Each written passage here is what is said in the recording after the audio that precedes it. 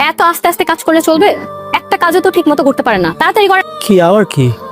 বাবাজি, আমার একটা কথা ছিল, যদি কিছু মনে না করেন তাহলে আমি কথাটা কই। এই, আপনার সমস্যা কি? বাড়ি থেকে বের হওয়ার আগে এইভাবে আটকালেন কেন? আর বাবাজি কি আপনাকে কতবার বলেছে ওনাকে স্যার করে ডাকবেন?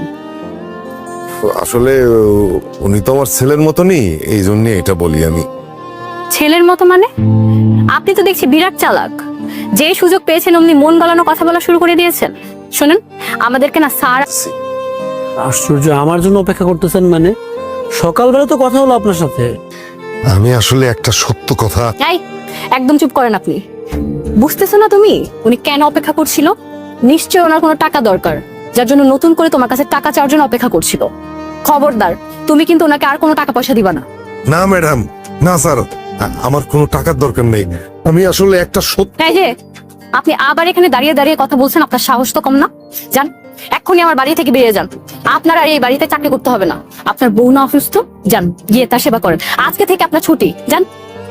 না ম্যাডাম, আমার ছুটির দরকার নেই, ছুটির কোনো দরকার নেই।